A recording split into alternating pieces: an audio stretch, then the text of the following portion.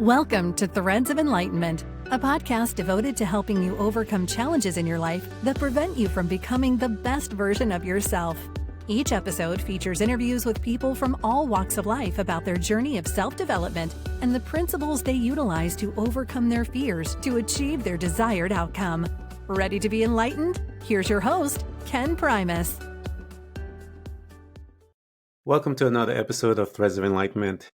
Guys, you know that this is one of my favorite space right here. I remember when I first started, I used to apologize for that, and I realized, no, I do not need to apologize for this because I believe everything that I'm about to say. I always want to stop and thank our guests because I know they're coming with a couple of things very important, I deem very expensive. One is time. 24 hours has been afforded to every one of us that are here on this planet. How we relate to time will expose much about you. If you haven't learned to respect and honor her, I can see you. If you've learned to respect and honor her, I can also see you. And so your relationship with time will expose your sins, as they say. The other is the journey. The journey is a powerful creator. And Denise is here to spend both of these quality, priceless ingredients here with us at Threads of Enlightenment. And I want to honor her and thank her for coming and sharing that, because she has gained a couple of things out of this journey that we want access to. Wisdom, knowledge, insights, all of these different things, these nuances that she has learned. We want to gain access to it. Why? Because you and I have the opportunity to become better human spirits while we're here on this planet. Thank you so much for coming to Threads of Enlightenment. And it's just a blessing to be here, and I'm just excited for what we're going to discuss. I am looking forward to it. One of the questions that I always pose to my guests, it is a powerful question because I like to introduce the probing from the onset.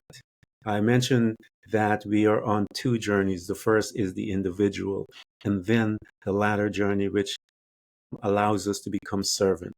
My question to you is, how do you serve mankind? I serve in my capacity is to demonstrate that resiliency is not something that's afforded to some people. In some places is afforded to all of us.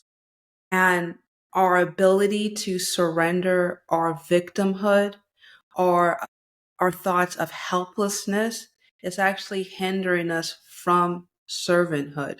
So I'm just empowering people to see what they already have within themselves. I love that. I always tell people their mission statement. I have come to believe this on being on this planet. I'm here for 63 years. That anything that we do on this planet has purpose. But we will find out that answer as we surrender, as Denise said. One of the things that I tell people here on this planet, we are here to find our assignment, not a job. The job, you will die and not know who you are. But your assignment will open up much to you. And that learning of your assignment will always begin to change as you move into your life. One of the things that we do here at Threads of Enlightenment, Denise, is go back into this wonderful time machine via the memory and gain access to some of the spaces that you and I get an opportunity to visit as we're moving through life to become independent of our parents. And the very first space that we reside while we are here on this planet is with mom and dad. In that unit, they tell us that's the family. We are privy to two folks that have been traumatized, and they are now going to embark on this teaching and depositing data into you and I. What was your family unit like? It was completely dysfunctional. But I did want to say before I go into my family life, we know this from science that we are there's neurons called mirror neurons. They're literally, it's what it is. It matches and mirrors what we've seen, what we're exposed to. So we know that from biology. We know that from psychology. There is a particular branch of psychology called transactional analysis. And the whole premise of it is all the messages, all the scripting, all the ideology that has been transferred to us for better or for worse. And our life is literally trying to overcome things that hurt us and hurt other people. But that being said, my upbringing was, I don't even know where to start. My mother was extremely needy. She had a lot of emotional problems. And as a result of that, she literally used me emotionally, physically, sexually, like for whatever she needed. My father did not feel comforted from my mother, even though they were married. Don't know why. He was out philandering, doing whatever he needed. And so I was constantly trying to run away from my mother and run toward my father, and he was always gone. And so I always developed a sense of deep hunger, a sense of deep wanting to be validated by people who demonstrated their inability or their unwillingness to love me for the creature that I was, the beautiful creature that I am. Yeah, that is an interesting phenomenon that we take. And I tell people when the reason why I go back, Denise, into the childhood, this is where it all begins. This is the genesis of all things. With our relationship with our parents, it is the blueprint by which we are now learning how to relate to others. We relate through them, and most of them, as I said, through trauma. And then their pain and whatever they go through and lack of understanding of self and all the different things. Some people are lucky that their parents were able to go through the journey and then they were able to take them into a deep. And most of us do not have that luxury, if you will. We have two individuals that are broken, trying to find themselves and to do the best that they can. And in doing so, they traumatize us. And that trauma takes us into the first phase of our life, which is survival mode. As you are being in this cauldron of emotions and all of the different things that are happening there, how did that begin to form your relationship towards others? I remember when I was my last corporate job, someone asked me, "Were you raised by wolves?" And she said it openly. And I remember thinking about it and feeling a little bit of, like, didn't confused and a little offended. But when I think about it now, I was raised by wolves. And what do wolves do? They're opportunistic. They're always in the state of fighting or fleeing. They are seeking immediate gratification because they don't know how long they'll live. They don't know where to, Yeah, even though they have a dens can be destroyed. And that's how yeah. I treated other people, as things that I could use or abuse, or I found myself abused because I had failed to understand my own needs and my own forms of keeping myself safe. As you are navigating through that and you're dealing with the movement of life, if you will, you're growing up, you're in high school, you are looking towards college and all of these things. What was your outlook towards college and education and the following, if you will, the normal programming that has been set up to us for us by society? We take two routes. One of those is college, the other is total rebellion against all of the different approach. What was your approach to college, and why did you pick the particular field that you picked if you went to? I didn't really want to go to college. I just wanted to be loved. I just wanted to be approved of by the people around me. And so when I didn't even go to college immediately. I took a year off, and the reason behind that was because I was afforded opportunity to spend a year. It's called AmeriCorps, kind of like Peace Corps domestic version, where you do service work for a year. I didn't know that really was setting me up for the work that I do now, but the point is that it helped me. Gave me some money to save for college, but it gave me some time to start really diving deeper into people pleasing. And I chose a degree initially that was, Actually, the degree I have now is completely a mismatch to who I am now. But my first initial degree that I was studying for was computer science. And I did it because my brother was a computer science major. My father was an economist and a mathematician. So I just thought, well, that's what I should do. Then I transferred and I have the degree that I have now as a dual in environmental science and geography because I was not a engineer, didn't know what I was doing, but I needed to have a science degree because of my scholarship. Everything I did academically was all for people pleasing. Wow. Why did you take that time off? What was the incident that caused you to do that? And once you took it, talk to us, because you said it became impactful in you and to you. How did it impact you? Why did you do it? And how did it really impact you? When I was in the closing weeks of my going to leaving from high school, I didn't apply to any colleges. I didn't do anything. I just wanted to get out. I was having a lot of emotional problems. And I remember a high school teacher, an art teacher specifically asked me, "What are you going to do?" And I said, "I don't know. I don't know." And I was riding the bus home and I was in a Roy Rogers of all places. And I just saw like little ads. You know how you go to like restaurants and like small little shops and they have like little solicitations for uh, childcare, laundry, whatever. And I saw one that Mm-hmm. says, are you ages from 18 to 24? Would you like to impact your community? Try AmeriCorps. And I'm sitting here Mm-hmm. holding this breakfast muffin and I have this thing and I'm looking at it and I thought to myself, what else you got going on? What else do you have going on in your life? And it was that intervention that I needed. I Yeah. didn't even know I needed it at the time. Yeah. I love the synergy of things. And that is why when I started putting this podcast together, I started tracing from the beginning, because the name of the podcast is Threads of Enlightenment. And there are threads within the conversations that you and I are having, that you are saying and telling me all of those threads as I listen.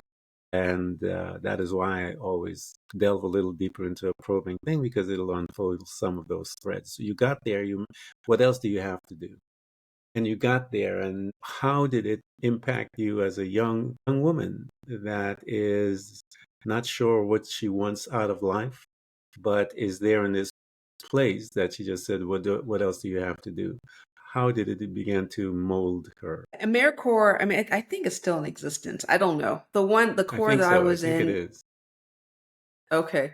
The specific corps that I was in was in Montgomery County, Maryland, and they've dissolved that. I just didn't, that's what I meant, but I know that they have them Yeah. around different, so yeah. Anywho, the corps I was in, I had 4 major rotations where I was assigned to different places. I was assigned to adult care facility. I was briefly assigned for one for children, neurodivergent children. And then we also had other service activities that we did. We rotated and it exposed me to people that I would never meet in like everyday life. Never even knew they Mm-hmm. existed. I went regularly volunteered in soup kitchens. I went to help do trash cleanup, like all the stuff that goes behind the scenes of helping uplift the people who are struggling in life that otherwise are invisible. I had a chance to see that. And it gave me a humility and an understanding for people that I never would have had now if I just went straight through college. And yeah, you do service work, but it's a different thing to do a year of service work versus in like a little service job here and there. That's an incredible thing as to why you, and having that opportunity to see the folks, as you said, as society don't pay attention to or never make you aware of them until much later in your life, maybe in some kind of an anecdote story or whatever it is. As you now have gone through, your ear is up, and you said you wanted to go in because of the family and your brother with computer. Once you got there and you started studying um, the computer aspect and the technical stuff, how did you manage yourself after you've seen and been open to such shortcomings, if you will, of others? I didn't understand this at the time. And it was the fact of the matter is I couldn't really apply myself to anything really because I gave up on myself. Yeah. emotionally. I gave up on myself and I just did whatever. And the reason why I failed was because I didn't even believe the confidence in myself in learning a computer language. So I just bailed to think and did the things that I thought I could talk myself into, or I could convince or manipulate people into believing that I enjoyed. I remember when I was in the counselor's office when I was transitioning to environmental science, and I said, "Oh yeah, I love the environment. I absolutely like." And I was just saying things based on what I read off the brochure. Yeah. And when I think about it, I was like, "Wow, And what a betrayal to myself and the organization." Sorry. Yeah. yeah. I mean, that was the question I was going to ask you is how did you feel as an individual? I mean, here you are being raised by the wolves, if you will, and you're exhibiting wolf-like behavior. How was that inside your being? What was happening when you were doing that? Because there is this conflict that begins, and what was that conflict doing to you as an individual? Because you said you had given up, but yet, even though we give up, that conflict is still in there. That unrest. How are you managing that thing? Alcohol and promiscuous relationships. That's how I was managing it. And Yeah, so yeah. every time there was a part of me that felt like I need to get my life together, I would just try to suppress, avoid, deny, create a disaster of my own design instead of Mhm. dealing with all the hurt and pain inside. As you are, because a lot of us do this. This is how we cope. I mean, like I said, that survival mode that we go and we put ourselves in will go for years, and later on, some of us in our 30s, some of us late 20s, but it will come. It'll come. You have an appointed day, if you will, where you have to begin to face that because of that conflict that we have constantly within us. There is movement, but that movement is small, but yet there is movement. And I always tell people, don't ever give up. Just don't give up. Just keep moving an inch at a time until you get to where you need to be.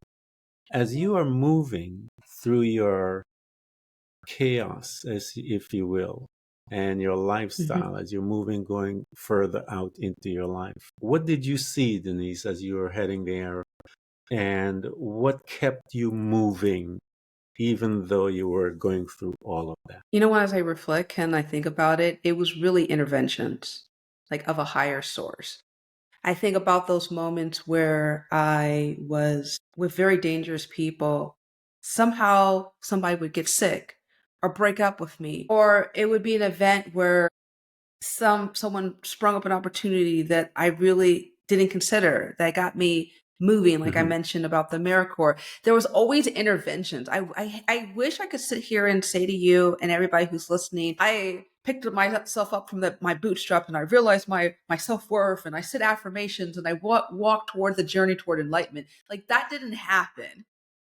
What happened was forces that were greater than myself intervened. And instead of resisting to it, I surrendered to it. And step by step, I started recognizing so much stuff in me needed to be healed. And it wasn't really honestly, Ken, until I became closest to toward 40, 38 to be specific, then I really started surrendering more and more and more of that pain. I held it like a badge of honor when it really was a shield of shame. Yeah, we'll talk about that in a moment. And I wanted to bring you back to the aspect of just moving through Hmm.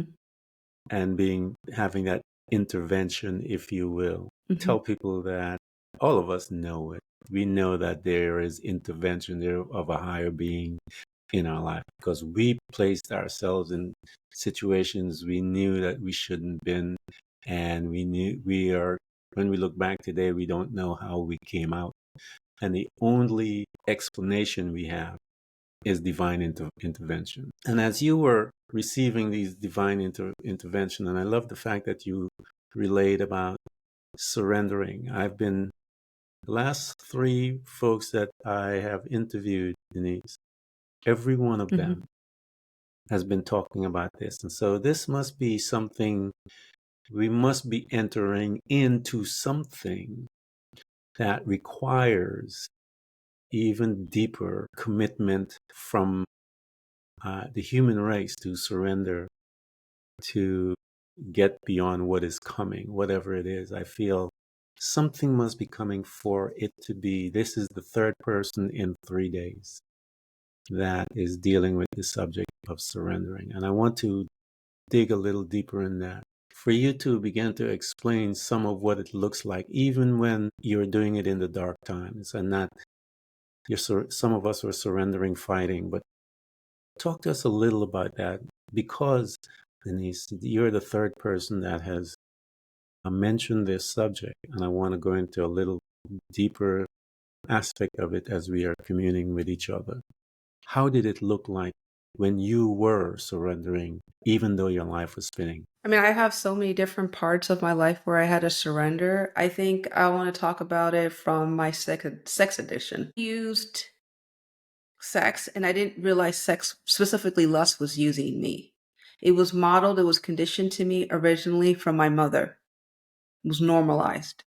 My father was very open about sharing pornography. I saw some of my brother's pornography stashed. I would share pornography even as a teenager to some of my friends. Thought nothing of it. Then I reenacted it with increasingly dangerous situations with people. I would consume pornography heavily throughout, through my 20s.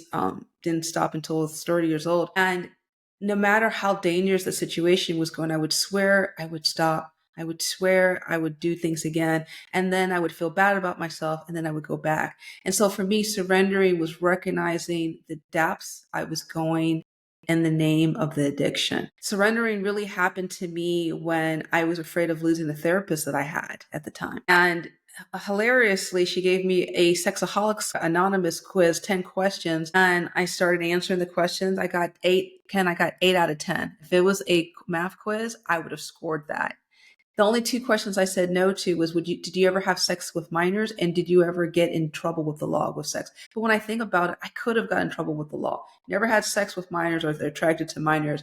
But what I'm trying to say was that surrender came from admitting how depraved I was. Yeah, that is incredible. The reason why I asked that, I wanted people to get a picture of what it looks like for one to surrender, even when things are, quote unquote, in our eyes, I'm not there yet.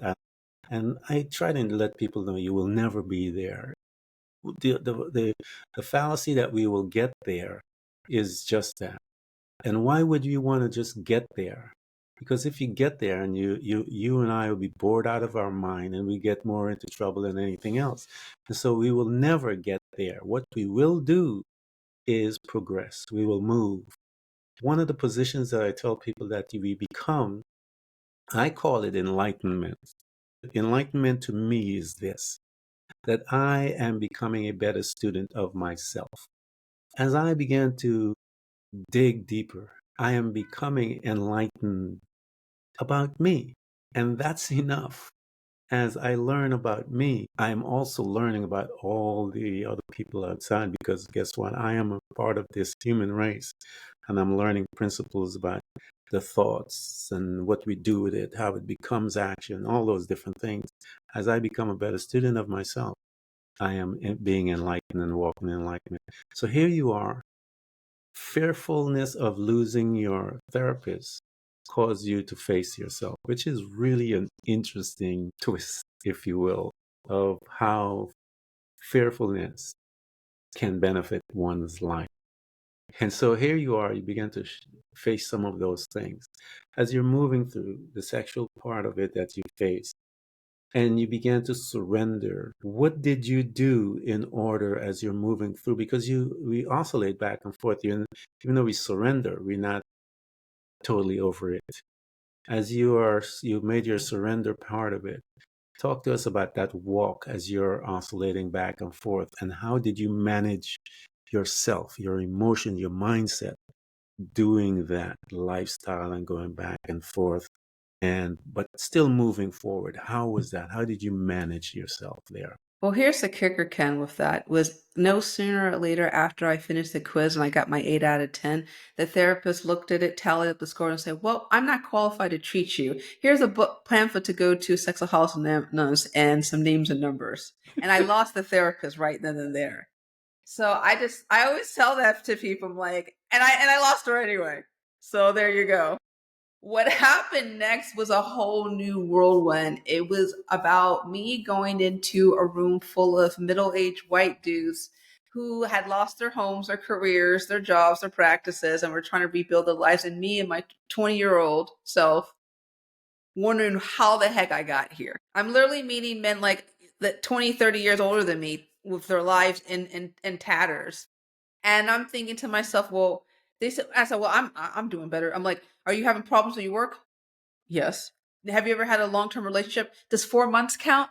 No. I mean, my life was in wreckage too. So here I was trying to pretend I was better than everyone else when my life was. And I'm so glad that you're talking about this because I've never talked about this before. The surrender happened in waves. It was the first time in my life Yep. I had, because I went to therapy all my life because of the sexual abuse by my mother. I was briefly in foster care. I was in therapy, but I never sat down and talked about my shame.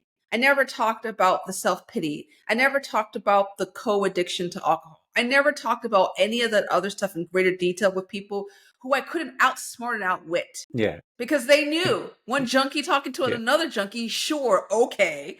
And then they would spin wheels faster than a roller coaster ride. I couldn't outsmart them because they knew exactly what I was doing. And it was the first Yeah. time where I had to admit someone's calling me out and I can't squirm away from this. And I'm not going to sit here So and lie here's, to anybody who's listening and yeah. saying, well, everything was perfect after that. No, I had relapses.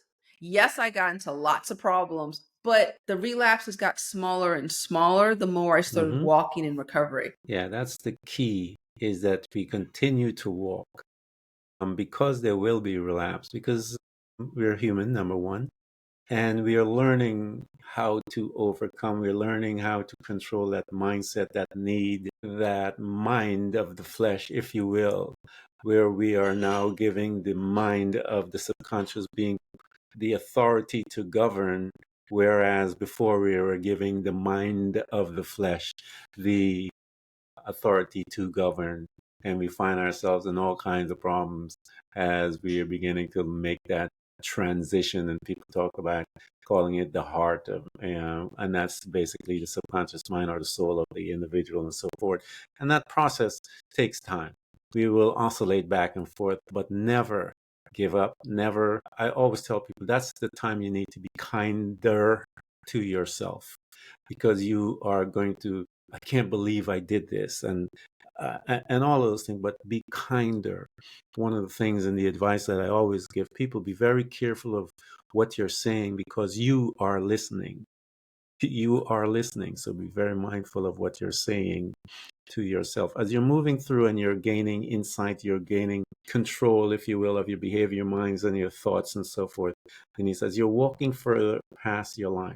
Talk to us about that day. I always tell people the day of visitation hits us. When, meaning that the class has begun, if you will, and all of the escapism that we've been happening one day, everything just crescendo like a bolero with all the symbols and stuff like that. And we have to face the music, if you will, and really begin to dig deep and get into the darker world places of our space. What was your incidents? Because I know it's always several things that bring us to it. And then there's boom, that day. Talk to us about some of those incidents and then that day that caused you to go, okay, I need to be serious about what I'm about to do. So I've been an entrepreneur for 15 years, more or less. Most of my life. Even when I was working a full-time job, I always had some side hustle or something that I was doing. Never could feel comfortable with one job, partly because there was so much economic turbulence as a childhood. But anywho, during that time frame, when I left corporate America, I was running a personal training business and it was working well. And then when I decided to move to a different city, I decided to shut that down and that practice, start up a new business. And it was just really hard. to build up a clientele. And I thought I could just lateral all the things that I was doing in one business and put it into another. And I've had a mentor who always said to me, you know, your business is going to be the best personal development course of your life. And I knew I Oh, needed yeah. training to become what I am now. And I had to take some courses, and gosh, it forced, and then through those courses exposed me to some mentors that forced me to dig in far, far deeper into my own emotional intelligence, my spirituality, like all those things on a level that I didn't even know I could go. And so for me, it was again fear of failure, fear of rejection, fear of Mm-hmm. being considered not unworthy that forced me to examine myself again on a deeper level. Isn't it wonderful when we get there?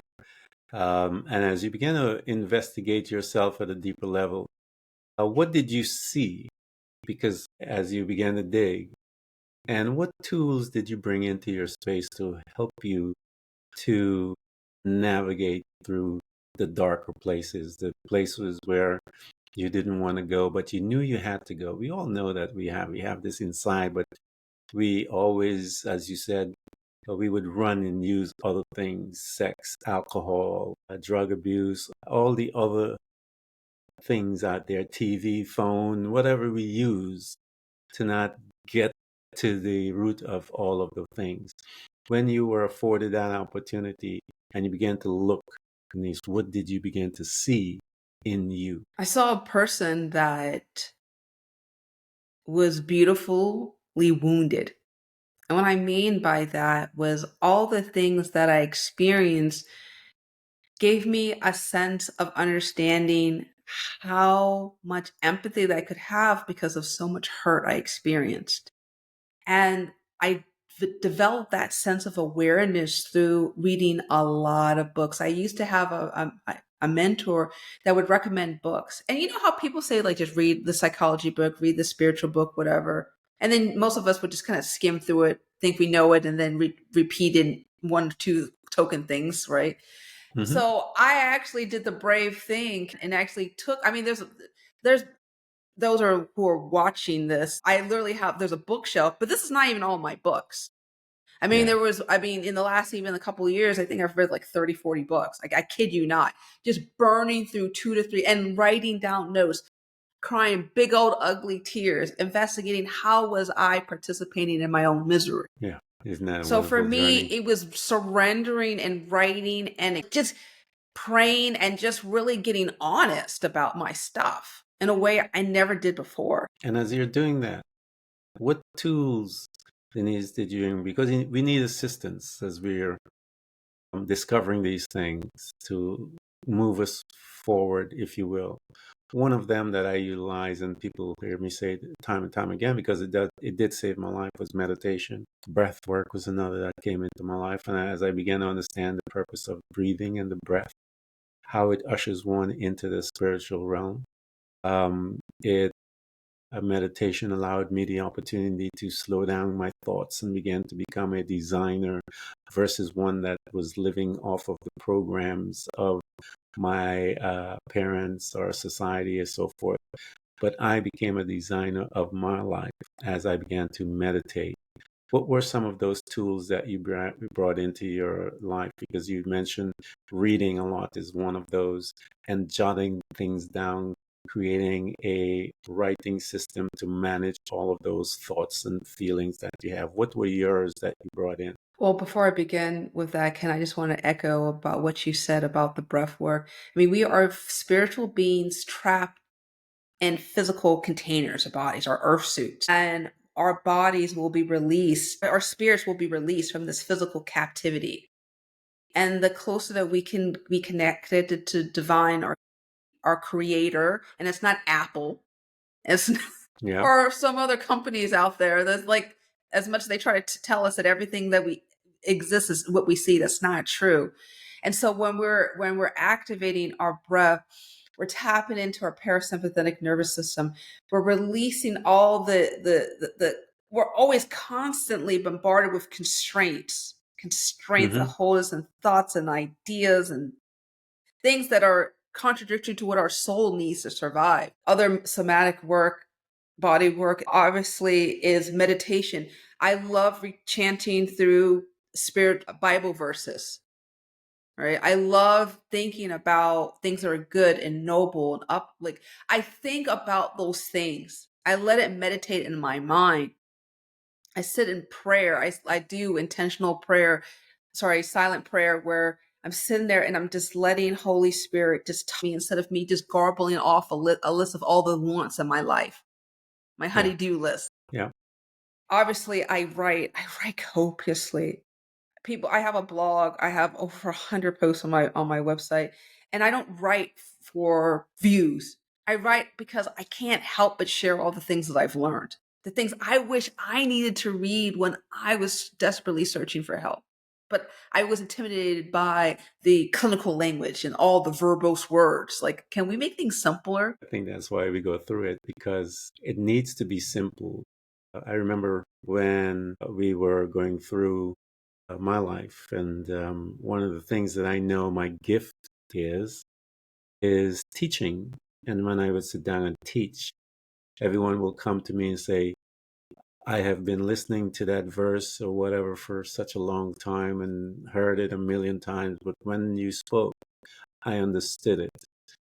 And it is just simply bringing it to a level that one can digest. And when we digest it, it becomes a part of us. And once it becomes a part of you, it will manifest. I love how you were talking about all the things that you have feared has come upon you. We read that in the book of Job. So we have to learn how to manage fear as well, because it will bring our stuff upon ourselves. And so learn these principles that are sitting in the Bible. One of my favorite books that keeps me going, the Holy Spirit and my Lord. And people know that I have my relationship with God, which is my guiding force. But this life is designed to make you and I serve and learn who we are, a Christian or not. It doesn't, human being is what this is about. And as you have learned and began to learn and apply the things that you've learned, powerful stuff, prayer, I tell people this principle: the human creature is designed to meditate. Because I heard people say all the time, oh, I can't meditate and I can't meditate. I don't know. And I said, you are meditating all day long. The human being is designed that way. You are meditating on that bill that you can't pay. You're meditating about this relationship. You're meditating about whatever you're doing at work and it's not working. But you are meditating. Now, what you choose to meditate on is all up to you. And Denise talked about some of the Bible verses that she talked about Bible verses. Think on these things. When you meditate and you begin to murmur, meditation has a part of listening as well. That's where I learned a lot of stuff. Prayer is me talking, but meditation, the scripture tells us, meditate on the word day and night. I give the opportunity for the Holy Spirit and the word to begin to speak to me. And I want you guys to understand the power of a meditation. It'll change your life. So as you brought in all these tools into your life to assist you, and you began to see the changes and you noticed them and became palatable to you. And you sat one day, because we do, Denise, one day we sit down and we go, wow, how did I get here? I'm still alive. I'm still here. Wow. Talk to us about that day. And it comes in waves, as we go through life. But there are times when we sit down and we go, whoa, talk to us about one of those days. And you recognize the work that has bore fruit in your life as you are moving through changing and growing and becoming. I see it most when I'm talking with someone in crisis and they say, I'm about to lose my mind. I say, oh, I know what you're talking about. I've been in a psychiatric hospital too. Let me tell you. And I say it in a kind of jovial way, but that's not jovial to be in a straitjacket. Okay? It's not jovial. I can talk from certain very dark spots and I can see how I've grown from it. Like, that's how I know I've really arrived, when I can have a smile on my face and I feel contentment. Beautiful stuff, And man. someone I I'm tell talking people, to is like has a surreal look on the face, like, what are you talking about? And I'm like, yeah, it's yeah, cool, man. It feels crappy, but it's all going to burn up. But you've got this moment right now to learn the lesson. Are you ready to learn the lesson? And they'll say to me, what's the lesson? You tell me. yeah, that's it, man. I love this journey that we're on because people have to learn that the answer is there, and they're always looking for it externally, always thinking that someone else has the answer to their problem, if you will, or their next evolution. And someone sometimes will probe a question, throw a question that will probe them.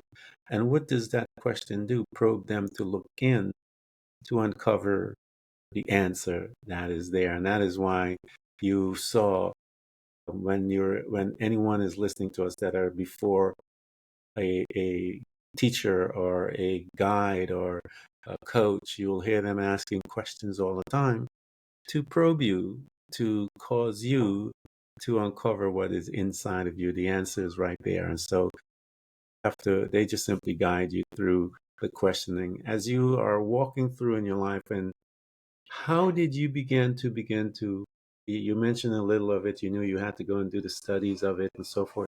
How did your walk towards that healing coach and trauma and all that stuff, because you know you went through all of that? How did that come about in your head, and what were the steps that you took to make it a reality? So for me, it was a combination of exposure and faith. So let me explain what I'm talking about. And we've kind of talked about it through our conversation, Ken. It's just been so beautiful. There was divine appointments. There was interventions. Mm-hmm. There was things that jolted you out from where you were, which you thought you think you know. And I truly believe that God will expose you to people who think big and have great ambitions when you're willing to surrender your thoughts and preconceived notions. Yeah. So I noticed the moments when I was willing to surrender, somebody or something popped up. It never happened by accident. And then the second part was the faith. I truly believe that God gives us, all of us, the seeds of faith, believing like little glimmers of sanity, little glimmers of contentment, like, it gives it to you.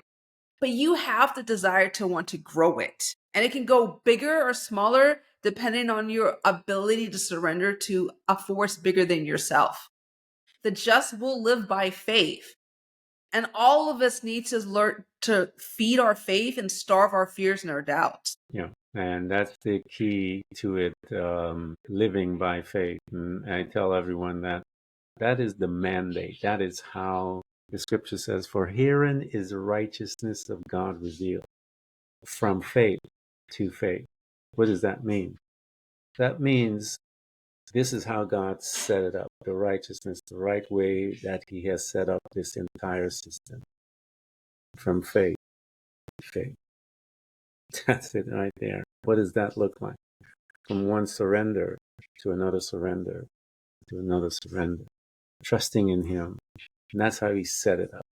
And so you and I have to embark on this walk of faith in order to understand, number one, who He is, and number two, who we are. And as you embark on that journey, it will bring you all kinds of wonderful things. It doesn't say it'll bring you all happiness. He said, when you're in the fire, I'll be there with you. So that means that you're going to have some good times. He says, when the water is overflowing, I will be there and it will not. So he didn't say you're not going to go through those things. He just said he was going to be there with you. And so that's the thing that most people don't understand. They think they're on their own, and they're not on their own.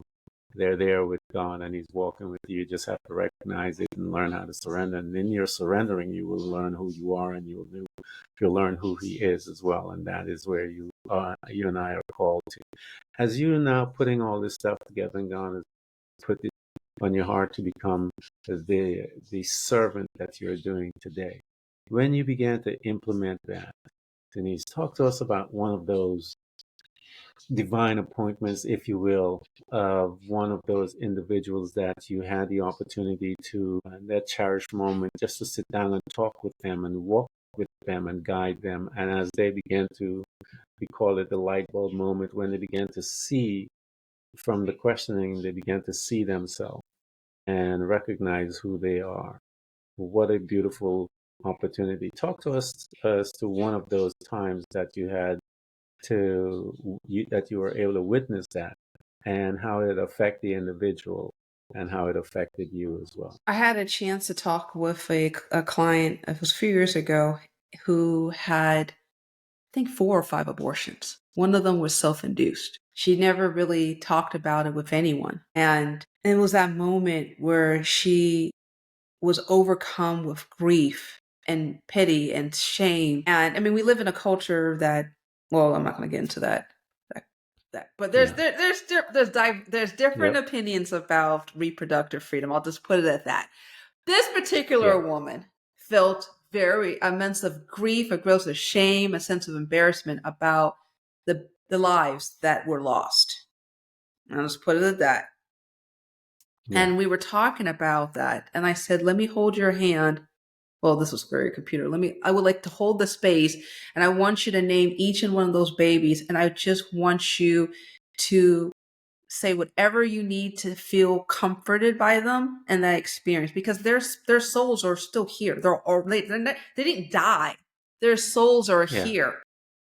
And we had the experience, we had the conversation of talking that, and I was very grateful to be a witness for her to finally start to uncover and release that. I believe it was like a vice grip from the enemy, from demonic forces that were keeping her in bondage. I said, let's release that stronghold. And I could just tell as she was crying, like a weight was just coming off of her. I said, I am not your persecutor. I am not your judgment. I'm not going to judge you for things that you did from a sense of brokenness and sadness. And you don't deserve to carry this any longer. Powerful story. For I can't even imagine what she was carrying. As a man, I could not even imagine what that looks like in someone's being, if you will, to carry that degree of shame and grief, and then to be able to release that and to be free from that is a powerful, powerful exchange in time. And for all of you that have been listening to us, this conversation, you have heard the story of an individual that has gone through some emotional journeys and some dark places and has made her way out. And I want to afford her knowledge, her wisdom, her insights to you. We are going to provide all of her information. She talks about her blogs. She has courses that are designed to help you and to spend time with you, to move you through from where you are. Take the opportunity to love yourself a little deeper. Take the opportunity to change your life. Take the opportunity to seek help. Create a tribe that you can trust, people that she just gave you one of the most powerful stories that I've ever heard translated before about what that woman was carrying, the degree of guilt and shame, and how she was able to create a by which she can become free. And that is what she is affording you as well that are listening to us. Many of you haven't learned how to surrender. Many of you maybe are in sexual bondage and tied up within that. We have someone. Alcohol, she talked about also. All of these different things that we are tied up in. We have someone who has been through and knows those dark spaces in the mind, in the body, and is able to guide you out. And we will provide all that you need so that you can have access to us. And I want to encourage you, listeners, you have friends and so forth, share this podcast and tell them to come out, that you have someone that can help them. You can see someone's pain, and there are guides there that can help them. And Denise is one of them. Denise, I want you to tell me as to today, because I ask this just for a few people once in a while when I feel prompt to do that, and I'll ask you today in this time on this planet that we're at. What is it that you're sensing within your spirit, your being, as to what it is that you feel that we need to be aware of within the self, and how even yourself, how you're preparing for some of the changes that you sense? Every culture in the annals of time are going to go through trials and tribulations on a micro, on the individual level, and culturally on a larger level. I truly believe right now we're going through another tribulation. We thought that the COVID 2020 COVID pandemic was another one, right? And I've seen how quickly we've kind of fallen back to life is normal now, Mm-hmm. and the sense of we're still accelerating faster towards depravity. And so Mm-hmm. I believe this is a big wake up call for some of us who thought we've gotten over a wave of a hump, to realize that this is just the beginning of something else. And I'm not trying to fearmonger. I really want to just couch it and say, I'm not saying like, oh, Denise is saying like Jesus is coming or something. Like, I don't know what's happening, but I do know that people right now who never really felt safe, even with COVID, this is a giant wake up call that there is no safety in the social construct that you see it. And that now is the time to get into something that is more aligned to how you were designed versus what was designed around you.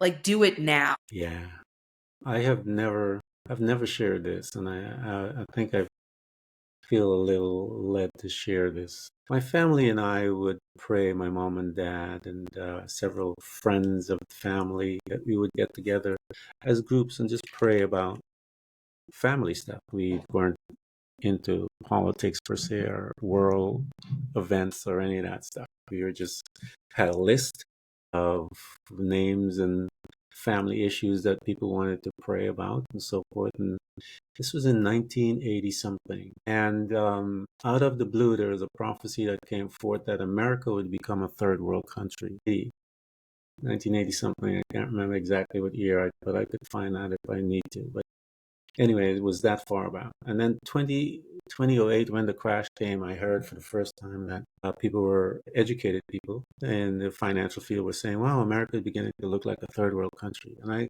thought it was finished. I actually thought it was finished. Then I was in Georgia traveling, and I woke up one night out of a dream, sleep, and the thought, and I knew it was God, and the Holy Spirit just said to me, take a look at the world and see what a third world country government system looks like. And I remember popping up, and I'm like, no, I thought it was over. That was my thought. I thought it was over, and that was in relationship to America. And I said, no, I thought it's over. I said, I thought it was 2018. You know, this is how I'm trying to rationalize my mind. And so I began to look, and I understood that there is no third world country in America form of government. And so I knew that America's government was going to change. And I remember my heart became broken. And I have a separate podcast that I dealt with this subject intently, telling people that the government was going to change.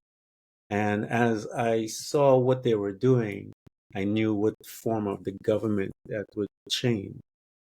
And as I began to look at all the government system in the world that were third world based country, as they label it, none of them had a democracy like the United States. And so I knew America's democracy was going to die.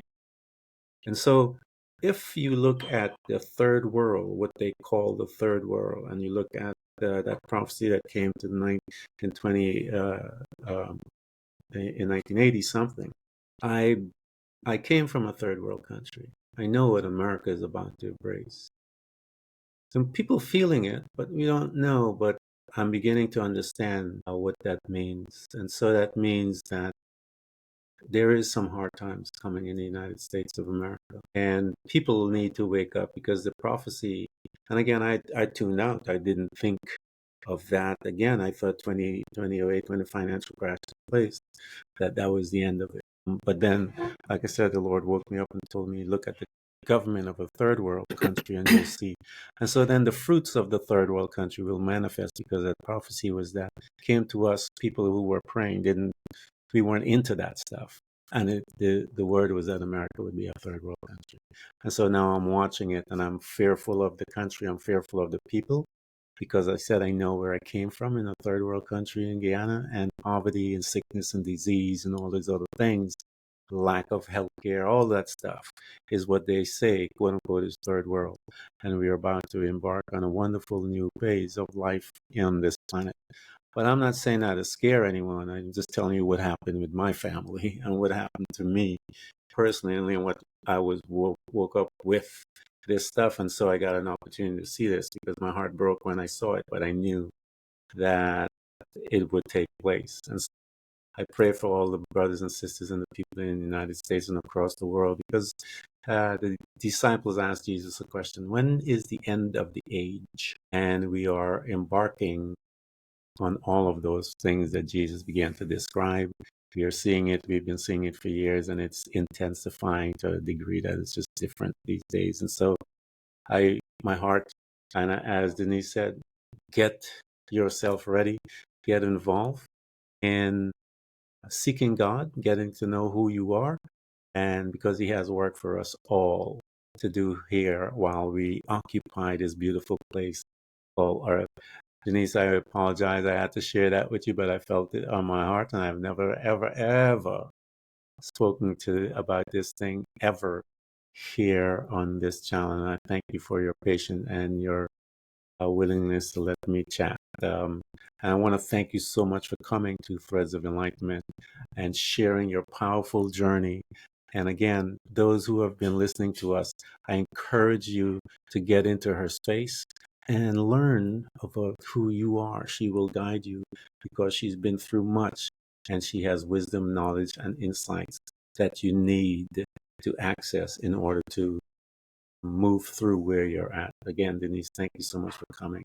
Thank you for having me. I'm so glad we had this conversation. Thank you. Thanks for tuning in to Threads of Enlightenment with Ken Primus. Hopefully you're now feeling more empowered to overcome the challenges in your life, whatever they may be. Share that inspiration with others by telling them about this podcast, rating it, and of course, remember to subscribe so you don't miss a single episode. For more connection, you can find us on Facebook and Instagram by searching for Threads of Enlightenment. Until next time, stay enlightened.